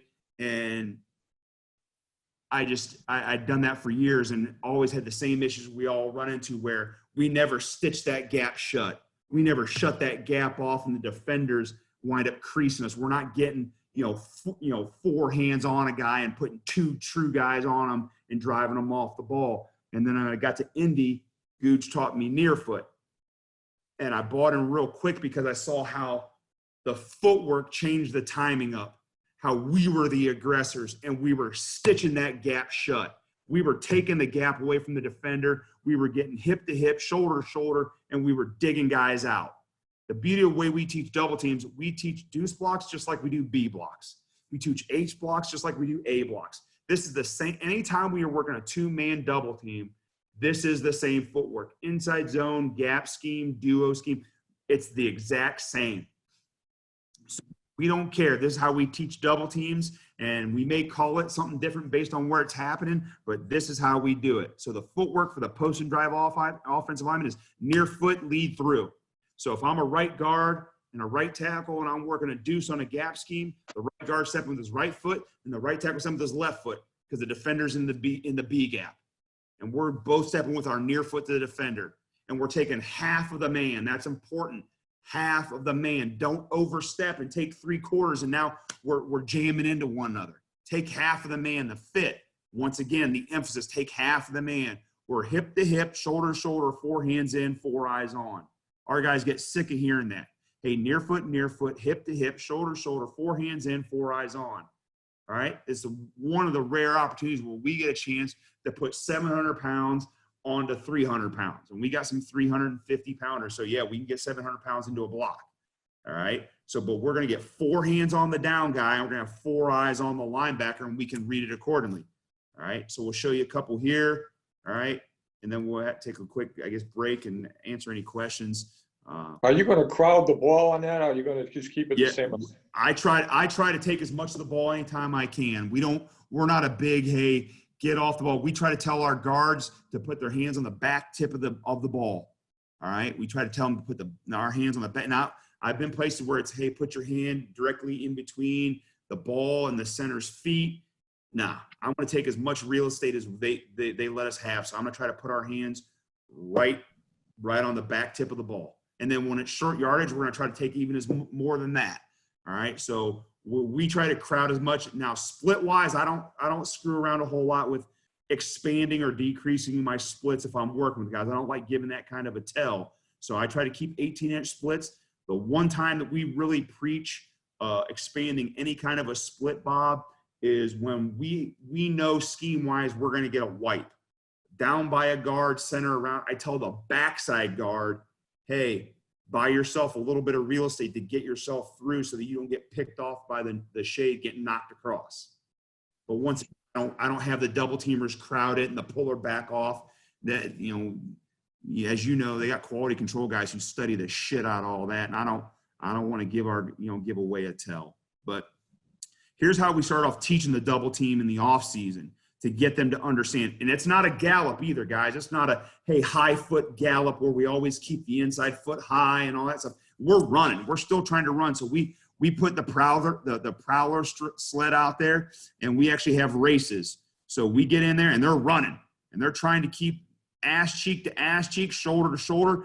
The two poles to emphasize getting 4 hands in, and they got 4 eyes on them. They're trying to run. So this is how we started teaching them in the offseason. As you noticed, they started with their inside foot up like they had already stepped into it. And they're running off the ball. So that's how we started it off. So then we move into the actual application. So what you find is this guy right here, the guard, because his right foot is back and the right tackle, his left foot is up, naturally he has a better chance of going forward, whereas this guy doesn't gain nearly as much ground because of his stagger. So you almost get a little bit of an overlap where it fits together just right. Now, the first question your guys are going to ask is, what happens when this guy spikes? Well, when I step up, my shoulders are on that angle to take you as I find you, which we drill that. He'll step, you spike, my shoulders are on a perfect angle to turn that into an angle drive and drive you. I'm stepping, I'm in perfect relationship just to work right up the field to the linebacker. So that's the first thing the guys ask when you start talking about near foot. But as you see it right here, near foot, look at that. Hip to hip, shoulder to shoulder. They got 4 hands in, 4 eyes on. All right, here it is now. It's an ace block. Now, right here is a good example of when guys try to take more than their half. Now, they're both stepping in a little too far. All right, I got a guy directly in the middle. They barely got to step in at all, almost go straight vertical. But they bang off each other a little bit. That's why they don't get hip to hip. They get shoulder to shoulder. All right, they got good pad level. All right, now here's the next one. As you can see right here, watch how they kind of step. Guard can gain a little bit more ground because of stagger. So they get a good position, but these guys right there are really good hip to hip, shoulder to shoulder. They got 4 hands in, 4 eyes on. So here they go again. All right, now we'll get a little bit of a movement. Boom, fit, over the top. Right here, I love what Dion does because I was on him about, hey, when the guard leaves, you got to regain helmet leverage. He saw it. Back over top, you got 4 eyes on him. Go, go, go, go, go. Boom. Helmet leverage, slide over. Now he's over exaggerating because this is about the 3rd time I made him to do the drill because he wasn't getting helmet leverage. So he's being a little bit of a prick and he kind of got right there and slid across. But the point was made that when the guy leaves, the reason why we have 4 eyes on him so we both can see the linebacker.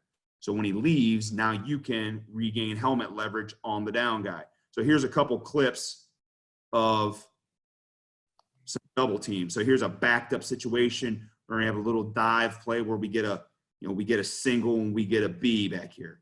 I like the B. They're both stepping there. Now I don't like the single because he steps back. All right. But I like the B.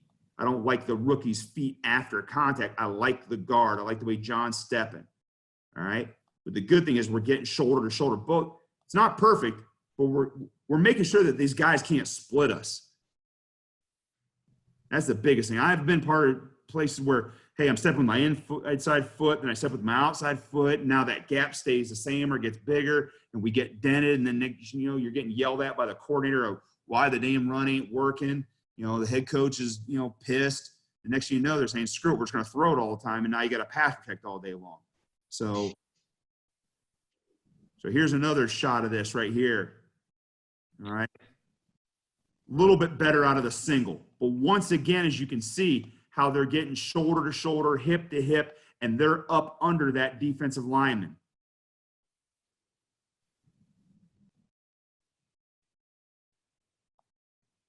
Here's a little bit better look right here. Now, here's a look at what I'm talking about, half a man. Now, notice right here, this guy's a 4-eye. All right, this guy right here is a 4-eye. Well, I don't want John to go way over here. All right, I just want him, hey, if your half is way over there, I just want you to step with the near foot, hold some space. Boom, look what happens. He holds some space, all right, allows Cody to get it covered up. Now right there, Cody's got helmet leverage. I don't like his pad level, but he's got helmet leverage, all right? Now John's in position as if the guy worked in, Cody's taking it over, and now he's in position to cover up the linebacker. Boom, there we go. A little bit better over here as far as how we're stitching this together. But once again, there's the seam.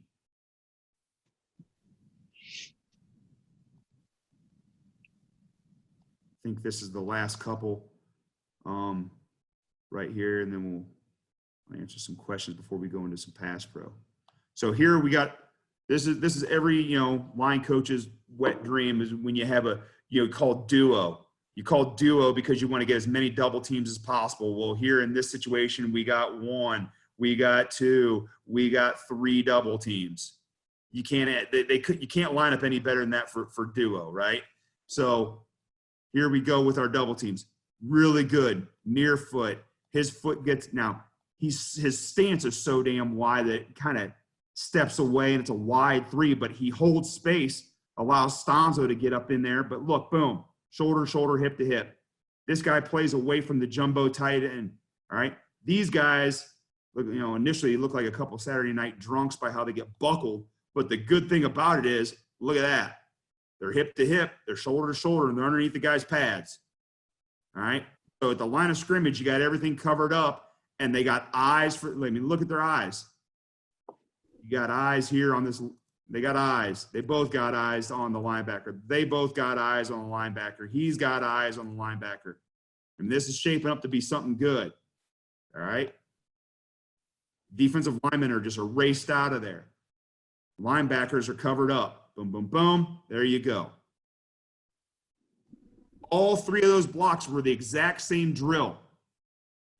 We had drilled them all the exact same way. Now, here's another good clip of now it's a gap scheme. Hey, slaw dog here. The guy's wide. He don't want to step way out and bump off Goody here, but he's going to hold space. He's going to step near foot. Goody doesn't step near foot, but he steps near foot. He holds space, takes what half is there for him. He's got eyes inside, back goes up. Now he's there just waiting on his linebacker. Boop. Bobby, what do you do if it's a 2 technique? If he's a 2, that's the only time where I'll tell the guy, hey, step inside, because he's an inside threat immediately. All right. You're telling the outside guy. The outside guy is going to step on his course with his near foot and work a tracks to his second level defender. He's going to try to knock him across the guard. He's there to sideboard him. So he's going to work to the linebacker. If the linebacker's outside the 2 technique, he's going to step to make sure he doesn't fall into a 3. He's going to be there to give him a hand to sideboard him and climb. If the linebacker is inside, so let's say the 2's right here. Let's say we have a 2 technique right here and linebacker's inside. He's going to step through, knock him over, and climb. Or step 2, if he comes to, take it over, push him through. All right? So it all depends on where the level 2 defender is for him when we have it. You care he hits him on the hip, on the shoulder, just get him a I'm more, yeah, obviously I want to keep the pad level low. I always, you can sit there. I've been one of those guys, I believe in hitting him more in the rib cage. I want to hit him it's definitely center of gravity. I always felt like if I told him to hit the hip, and I got guys that gallop into it, and I don't want to teach the gallop. I want them running at it. So I would tell him, hey, hit him somewhere between the belt line and the armpit. Because if I do that, then I'm going to hit him in the ribs. I just tell him, hey, don't hit him in the shoulders. All right, you hit him up in the shoulders. That's not a center of gravity. He's going to weeble wobble and fall back into the hole. I want to hit him somewhere between the armpit and the belt line, right through his center of gravity, knock him over to the guard. All right, but I don't want to tell him, hey, punch hip, because then I feel like I get guys who've been taught to gallop into it, and I don't want to do that. I want to run through it on my way, on my course, my level 2 defender. So that's kind of how we've taught it. We've also changed, like I said, the footwork of the covered up guy. This is one where now we're not near foot. And if he's a 2 technique, I'm going to step with my inside foot as opposed to my outside foot if this was happening on the right side. So I think that's all the double team examples. I've been going at a pretty good clip here. See if there's any questions before we go on to a couple other things. So I know I got long-winded there. So are there any questions before we have some pull technique stuff, and then I also have if we have time to get to some pass pro stuff, but I have some pull stuff. On the double team stuff, if the guy's a 1 technique, Bobby, is the tackle taking the same footwork as if the guy was a 3? No, for us, Bob, if we're going to say we're going to run an open side counter play and we have an inside shade on the guard, I'm not one of those guys that simulates a deuce even though there's nothing there. If he's a 2-eye, we're definitely going to deuce it. But if that guy gets all the way down into a gap or a shade, all right, I'm going to have my tackle is going to do, he's working independently. He's going to head and shoulder, and then he's going to climb for his linebacker. The only time we deuce a 3, a 2, a 2-eye. All right, but once he gets inside of a 2-eye, it's no longer the tackle's problem. He's going to help. He's basically what we call help on. He's going to head and shoulders for the guy kicking out the end of the line of scrimmage. That's really when that happens for us. Unless we're running most of our gap schemes, if we're running them, you obviously want to pick it to an ideal look. Hey, run it to a 3 technique, run it to a guard bubble, things of that nature. Oh, the guy looping. Yeah, the guy, now, once he gets off the guard, like I said, once he gets inside of a 2-eye, that's the guard's issue to deal with. The guard's going to take it. The tackle's going to head and shoulder it. That makes sense? Anything else? Any other questions? Yeah, Coach Johnson. Oh, who do I got? Coach Johnson. Yep. Reach cutoff, play side hand. Yep. Backside hand through the midline. What about that play side hand? Ideally, the play side hand should be, or the side you're reaching to or cutting off should be cupping that far shoulder, taking the backside hand through the sternum. But Dion, as you can see, Dion always has that thing dangling out there. A lot of guys I've been with who are less talented footwork-wise or foot speed-wise, they try to cup that shoulder. So, like, you'll see our tight end, Lee Smith, number 85. I coached him for years at Oakland. He doesn't have quite the foot speed. He'll take that hand and cup that shoulder and try to pull his backside hand to the midline. So what he's doing is he's trying to make sure that guy can't run away from him, which most guys, when you watch them, and correct me if I'm wrong, would be guys that they would try to get that far shoulder with their play side hand so they can drive that hand through the midline. All right, so they're trying to keep the guy from getting away. So they're going to use that to cup. Guys who have better feet like Dion, Roger Saffold, who's with the Tennessee Titans, who I had in college, he was the same way. His feet were so talented. He could use his feet to get leverage, and he would always block stuff with one hand because he got good helmet leverage all the time. So, but if you got a less talented guy footwork-wise, you can use that hand to cup that shoulder and secure it. Awesome. Thank you. One thing for the whole panel, I hear you guys talk about the head. I do some projects for the NFL league office, okay? And you're in your offensive line manual. If you've got words written down where you're telling them to put the head here and the helmet here and make sure your helmet hits that landmark and stuff, you better change it, because if anything were to happen, they're going to come and get that manual from you. Okay, so you make sure that I'm just giving you some information that may help you. We don't ever want to hear anything to happen, but if it does, okay, you want to protect your ass. Yeah, that's where a lot of times you change it from head to eyes, stuff like that. Because whatever it is, just don't use the terms. But you know what I'm saying? Yeah. Keep the helmet out of it. That's why on that wide zone, the reach cutoff, we talk about ear on armpit and things of that nature. So that's where we change the verbiage, because that clip I showed you, Quentin Nelson striking that safety, and good example of good pad level, good leverage, head under chin. Well, he got fined over $25,000 for that, and it wasn't even a penalty play. So, but you're exactly right, Bob.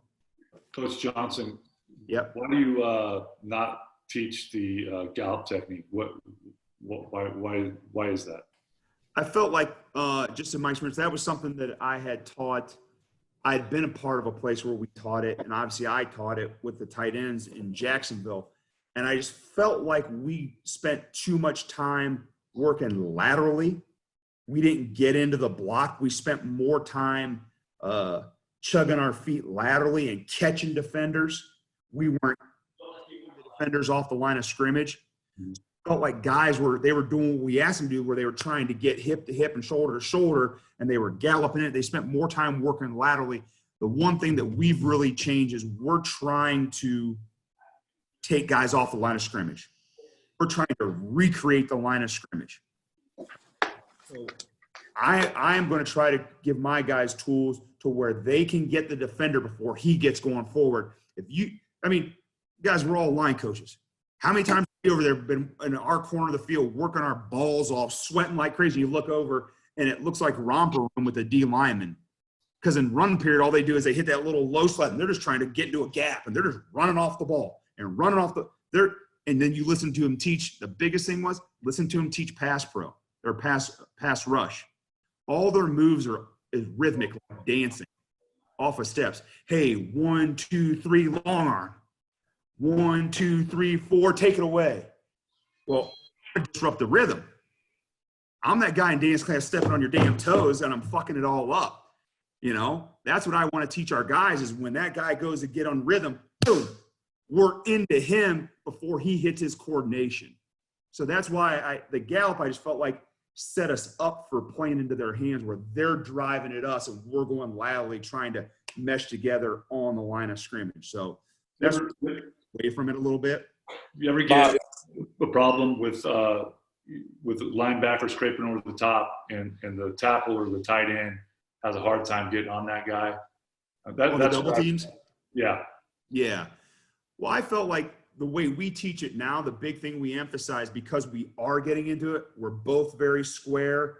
The other part of the gallop I found was even though they're galloping into it, the drive guys are turning their shoulders, and now you're getting that little pie effect we all talk about. We all teach our clinics where we have that pie shape in between the two blockers where the hips are working away. If you get like that, you can't see the linebacker either. You always assign it to the drive guy where he's the only guy seeing it. He's, trying to drive and trying to coordinate. So now I feel like we're being aggressive into it. We're only taking half of our man. We're both seeing the linebacker. And we're seeing, that's why a lot of our drills, when we move the linebacker, all right, they're both seeing it. Like Dion saw the one where he emphasized getting helmet leverage. He's the one that saw it. Even though he was the backside guy of the deuce, he was the drive guy and the guard was the post guy. So I feel like the way we teach it, we emphasize having 4 eyes on, that they both are looking at him. And really, you can really notice that, like, I think it was maybe the 2010 season, New England was running the heck out of one back power.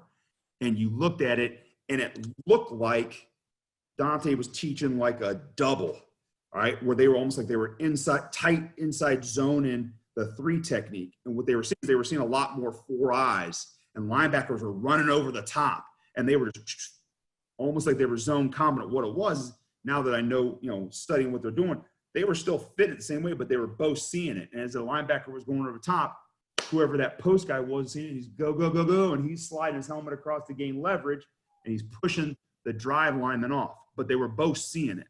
Yeah. So I just feel like the way we teach it, I think we emphasize it. I think the way we fit it, we both can see it.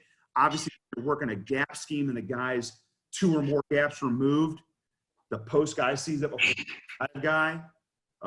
But he can see it so clearly because he's not burying a face in there. Neither one of them are really taking more than their half. Bobby, the guy that gets off, this is always in a discussion. Okay, are you trying to pin him, or are you trying to get up underneath him, and you may have to run him out? Right.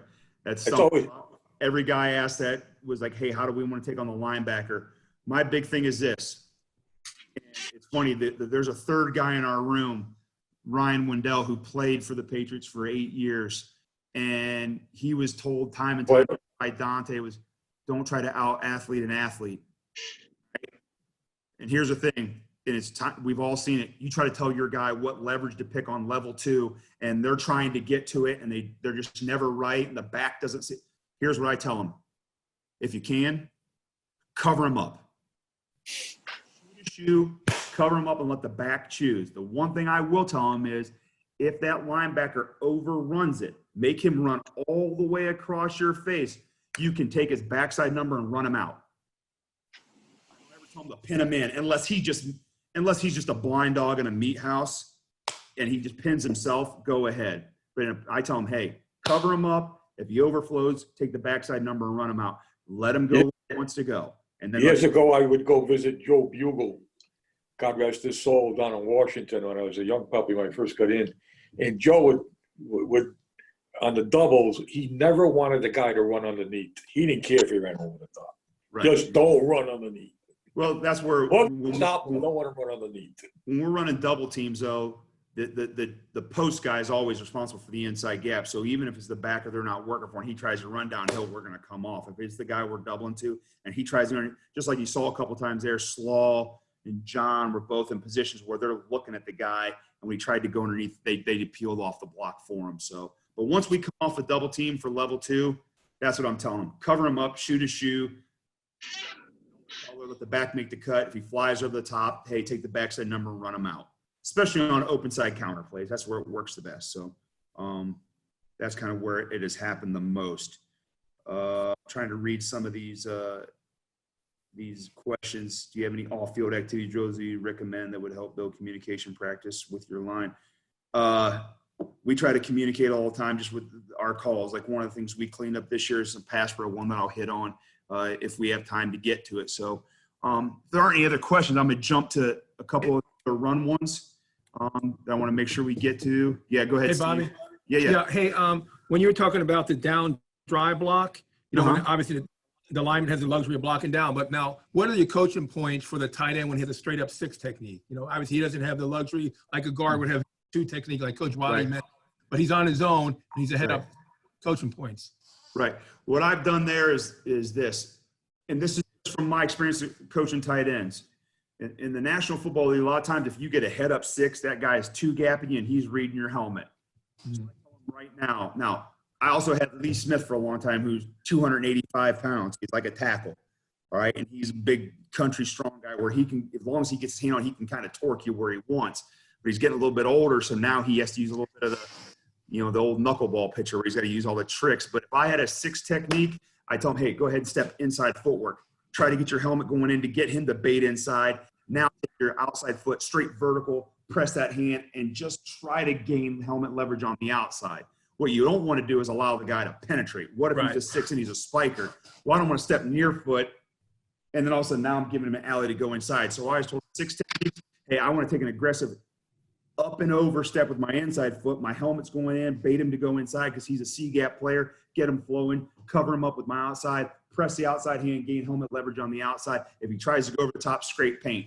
That's the big thing in the NFL now is you can't peel back and all that other stuff. And if you try to rip the hey, I just tell them now scrape paint. And that was something Mike Tice taught a bunch in Oakland where if I'm starting to lose helmet leverage, take my backside arm and rip it through almost like you're boxing out in basketball and they won't call you for a hold. So in Oakland, we taught that to every guy up front, center, guard, tackle, tight ends, that if you're getting any kind of a block where you're trying to cut the defense and you start to lose helmet leverage, yeah, you want to keep pressing it, but you don't want to flip your hips and give the inside gap up. All right, but if the guy starts to climb over your lose helmet leverage, scrape paint. Take that backside arm, rip it through him, box him out, and get the play started. At least get it through the line of scrimmage. And hey, it's not the greatest technique, but it's like in case of emergency, break glass. You want to always try to keep helmet leverage, and if you start to lose it, how else are you going to get it? You don't want to get your arms outside your framework, especially out on the edge as a tight end or a tackle. Scrape paint. So that's kind of what we taught all across the board, but I taught it a lot at the tight end spot. Taught the jumbo tight ends, which were tackles, the same technique. So, thank you. That was awesome. Thank you. Good. Yeah, all right, here we go. I'm going to jump to some things. Some of our pull plays. I think I didn't hit pause, so I'll have to go scale back here a little bit. So one of the things that Hef and and I was excited that it happened for us because it's something that we did a bunch the year before in Indy. I would say probably we were surprised at how much we used it and how effective it was for us. And Hef probably do a better job of telling you the exact numbers from a productivity standpoint, because he was responsible for saying, you know, run efficiency and all that stuff. But pulls, all right? And this is O pulls, you know, backside guy pulling to the front side and the front side guy pulling to the front side. Our footwork, all right, and then the post-drive thing is, you know, a typo, but our footwork was the same. We were drop open with our play side foot. So if I'm a right guard and we're G scheming to the right, I'm drop opening with my right foot. But if I'm a left guard and we're running a O scheme, a power play to the right, I'm drop opening with my right foot. I'm drop opening with my play side foot. I'm opening my hips. I'm setting my course. All right. A little bit more on O schemes. We're going to try to dig into the line of scrimmage. We only swab the hole on O schemes if there's penetrating wrong color. All right. So that's a big thing we emphasize with our guys in O schemes, that if there is penetrating wrong color, you swab the hole. If there's just wrong, if we're running an O scheme, a power play, and the tight end's got the guy covered up, and you see wrong color because the double team blew the 3 technique out of there, and you just happen to see, but it's not penetrating the line of scrimmage, don't mess with it. Get your ass to your linebacker. But if he's crossed the line of scrimmage, go swab the hole. All right. So O schemes will dig in for that reason. G schemes will obviously clear the line of scrimmage a little bit more. All right. Our fit, kick out. We're big kick out guys. All right. I always tell them, hey, kick out, kick out, kick out. And when all else fails, kick them out. All right. The only way you're going to log something, the defender only just gives you no other option. He's going to set the log block. You're not going to predetermine a log block. So on a kick out, we're going to inside out leverage, and we're going to contact it with our play side shoulder. If it is a log, okay, if they just go and spill it, and a lot of times in our league, and I'm sure and I've seen, you know, the college game too, those guys are flying down the line of scrimmage and trying to spill you. Hey, cover them up, shoe to shoe. You're going to take them on with your backside shoulder. Hey, go cover them up, take the color, go shoe to shoe. All right, and it's going to be backside shoulder contact. And then if it's an insert, if we're actually crossing the line of scrimmage, we're inserting up into the hole in an O scheme, whether it be a wipe, whatever, climb and cover, shoe to shoe. That's kind of what you asked, Bob, of, hey, how do I take the guy on? The big thing is we teach, hey, go cover him up. If the guy tries to go over the top, great. He's crossed the midline. Hey, go take his backside number and run him out. He's running himself out of the play anyway.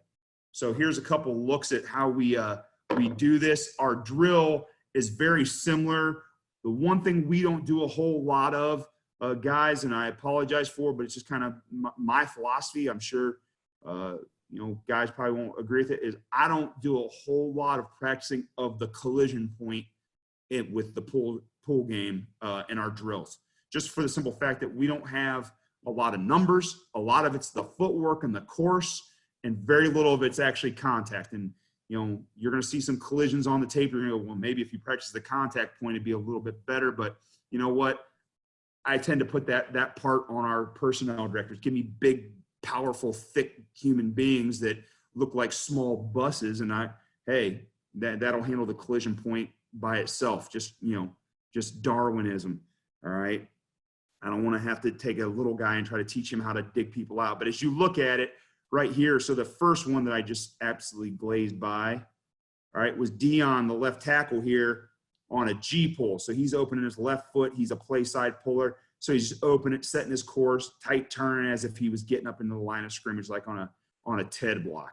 Now Dion's over here on the left-hand side as we look at it, going to his right. So he's an O puller, like on the GT pulls I see a lot of the college game doing now.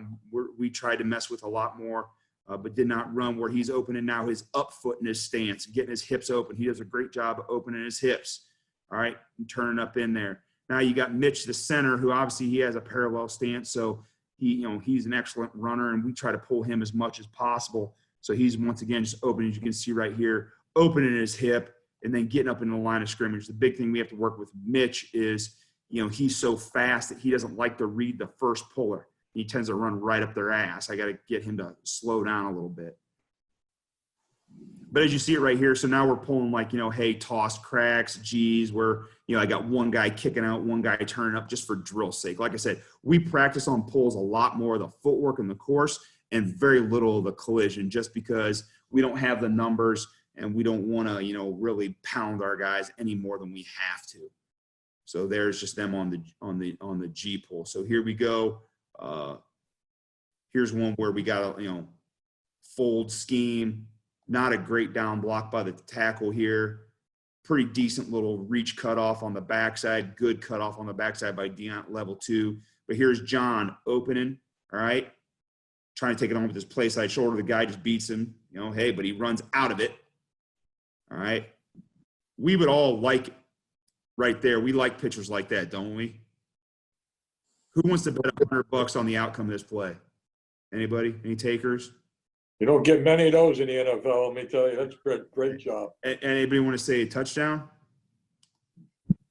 The rookie got cute, decided to fake himself out. So now we had to play another play here on the 2-yard line. But yeah, I mean, that's the thing, is we want to cut the defense. We got big guys, and a lot of people want to run outside zone scheme. It's a way for us to run outside without trying to wide zone our big guys. You know what I'm saying? Here's another one where we're getting a good down block. The guy moves away. Here's one where hey, Dion's angling, but the guy goes on a spike. Hey, just change your course and flatten him out and let the thing get started. Not great footwork by the left guard here, but I like his contact point. He's hitting it with his play side shoulder. He's big enough where he hits it and he knocks it 4 yards out of the way. And obviously, because of the scheme with the motion stuff, we get them where they got no force player and we got 2 for 1. So now we're, the good thing is as coaches, Hef, myself, Rob Borse, the tight ends coach, we spend a lot of time, scheming the run game, and we try to find ways to just where we can, because of our personnel, where we can cut the defense. We try to gain an extra puller by pulling our center. The way we teach the edge guys, the tight ends and the receivers, of where, hey, we encourage them to block, but we don't make it an impossible ordeal for them, where, hey, we set a course for them. If they don't get the initial guy on their course, stay on a track, pizza block it, we'll gain one because we'll get the center out. So we just try to make it where we utilize our personnel to the best of our ability so that we can get some schemes. We're trying to get free yards. And as Bob said, in this league, it's hard to get a yard, and it's hard to get a yard in any league, really. But if you can get free yards where they just lose leverage, they lose force, and you can start getting your big guys on their little guys, it's a good feeling. And I think that was something that really helped us this year. So right here, we get a good down block by the tight end. He does a great job of forcing back the helmet leverage. Dion out here on this, 2-man crack toss. I teach the guys to throw.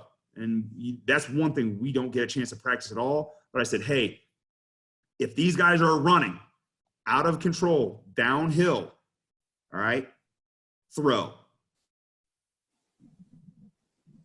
So I'm a firm believer in throwing on guys when they are running full speed, because they can't protect their legs. So they're either going to get cut or they're going to jump out of the way. So right here, we get 2 clean cuts, get us down into the goal line situation. Here's another situation right here on some pulls, get you a little closer angle. So one of the things we don't do is we don't set the tight ends up for failure and make them try to, if we get a 9, we just put them on a track. So here he blocks down on a track. All right. Let Dion try to pry it open. This one turns into almost like a damn angle drive for Dion because the guy's so wide. He's the contained player. So he pries him open. We get the center on a pull. Good job on the white block there with the guard. John does a good job of backside guard of cheating a split so he can get through. Here's one where the linebacker's flying. He wants to cut him off, but hey, he's flown. Push him by. Let the back cut off that. Mitch gets out there. The guy's running. He throws on him because he's running out of control. Can't defend himself. There's the crease.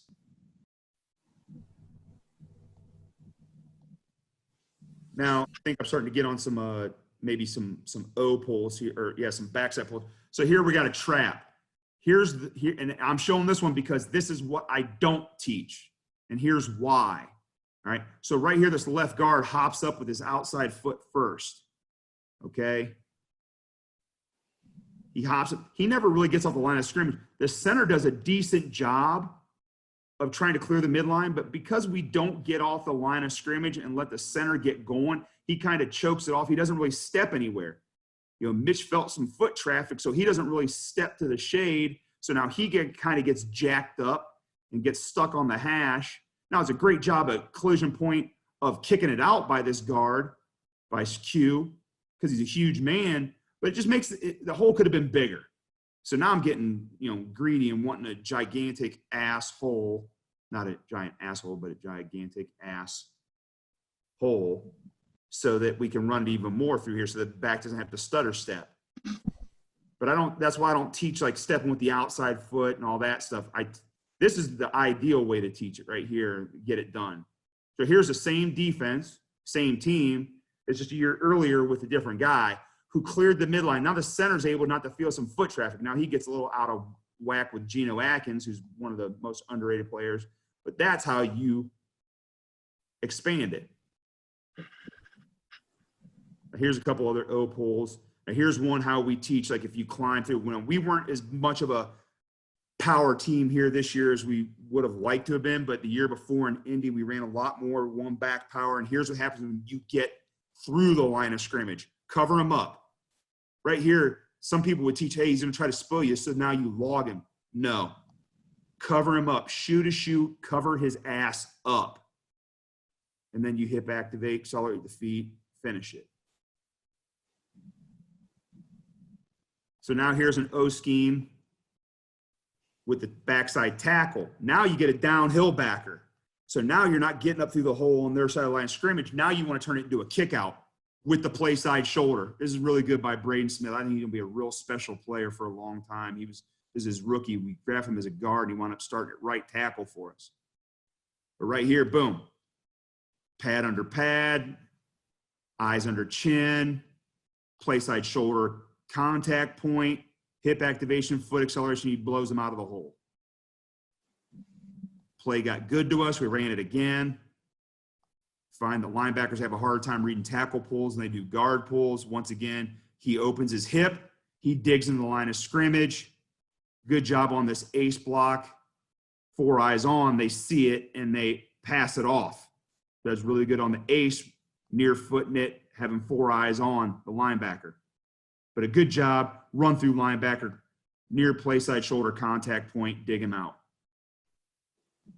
So I know I went kind of long, but I still have pass pro stuff, but that's a lot of run game stuff. And we do all that stuff every single day.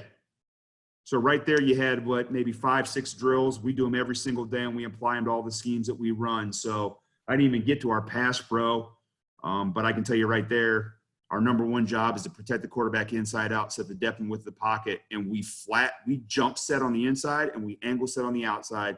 The only time we don't angle set is when we have a threat of a TE game. We one vert with the tackle with the drag hand, and we still jump set with that guard, and we try to pass it off. So I'd be happy to visit another time with y'all about that. But I know we're on limited time, and I wanted to give guys a chance to answer any questions and have, Hef chime in here with some of the questions. But right there, guys, that is, I'll tell you, Hef, what would you say percentage-wise of our practice times on those things right there? What, 75%, maybe? Yeah, it's every day.